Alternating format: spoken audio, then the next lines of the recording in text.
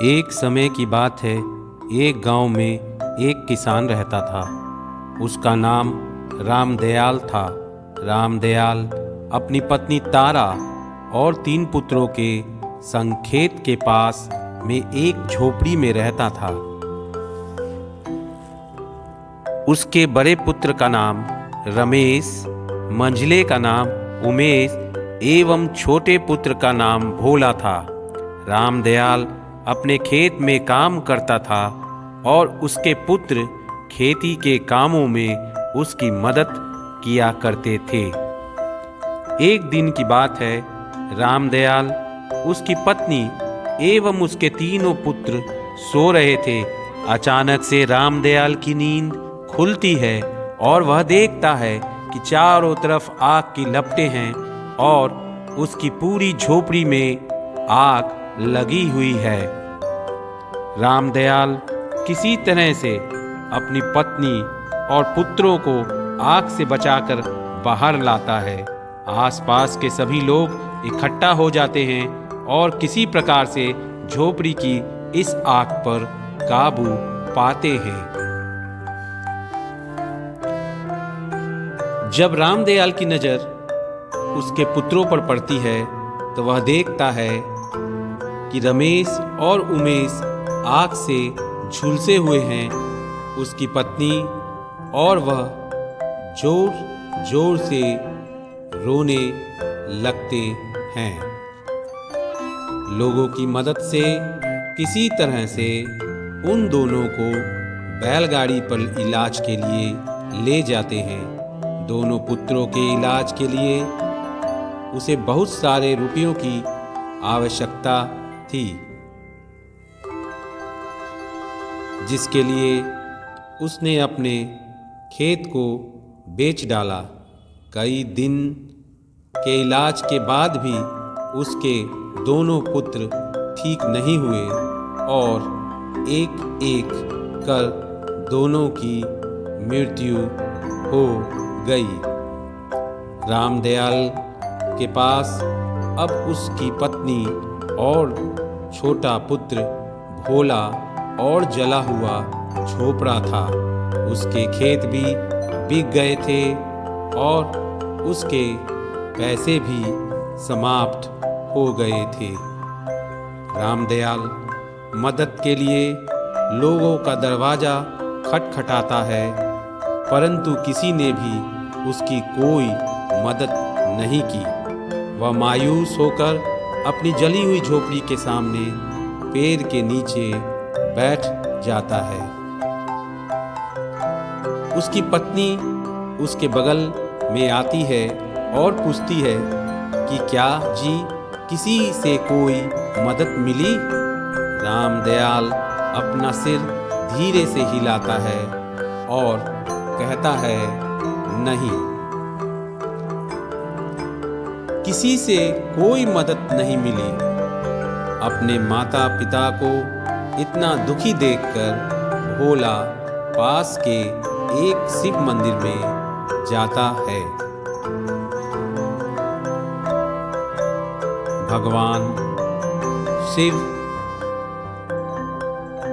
से हाथ जोड़कर प्रार्थना करता है, हे भगवान, मेरे माता पिता का दुख हरिए, हमारी मदद कीजिए। और वह जोर जोर से भगवान के सामने रोने लगता है।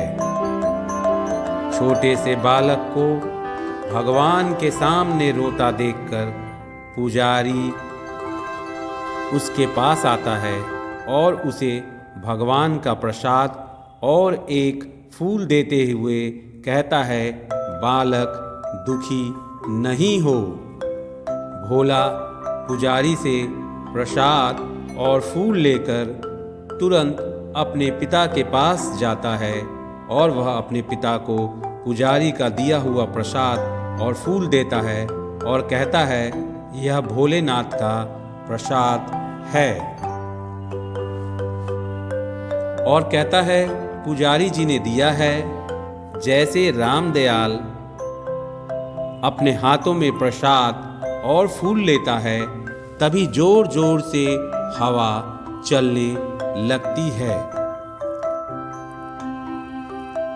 रामदयाल के हाथों से वह फूल उड़कर एक तरफ जाने लगता है। रामदयाल उस फूल को पकड़ने के लिए उसके पीछे दौड़ता है। दौड़ते दौड़ते गांव के बाहर एक वीरान बंजर भूमि के पास पहुंचता है और वह देखता है कि वह फूल उस भूमि पर आकर गिरता है। रामदयाल उस फूल को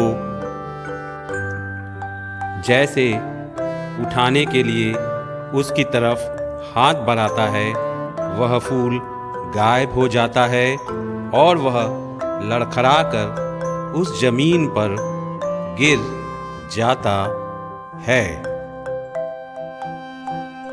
और जब वह संभल कर उठता है तो आश्चर्य से चारों तरफ देखता है। उसे तुरंत स्मरण हो जाता है, अरे यह भूमि तो हमारे पुरखों की है।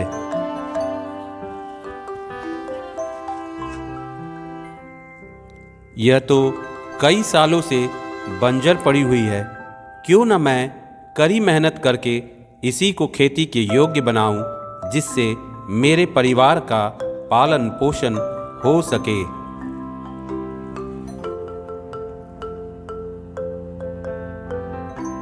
रामदयाल आंखों में आशा की किरण लिए हुए दौड़ते हुए अपनी पत्नी के पास पहुंचता है और उसे यह सारी बातें बताता है और वह भगवान शिव की जय जयकार करने लगता है। इस घटना के बाद भोला का विश्वास भगवान शिव पर और अधिक हो जाता है।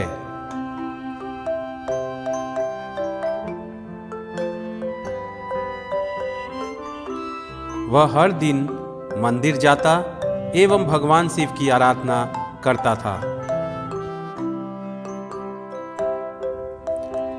उधर रामदयाल भी बंजर भूमि पर खूब मेहनत कर रहा था। उसका पुत्र भोला भी उसके इस काम में उसकी पूरी मदद किया करता।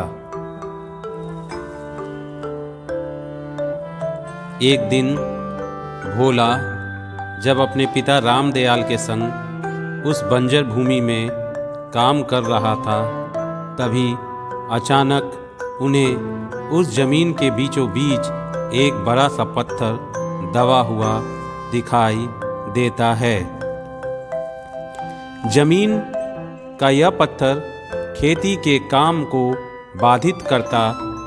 रामदयाल ने पत्थर को हटाने की कोशिश की, परंतु वह इसे अपने बल और कुछ गांव वालों के यत्न के बावजूद भी नहीं हटा सका। कई दिन की कोशिश के बाद भी वह पत्थर टस से मस नहीं हुआ। रामदयाल बिल्कुल मायूस हो चुका था। अपने पिता की इस परेशानी को देखकर भोला से रहा नहीं गया।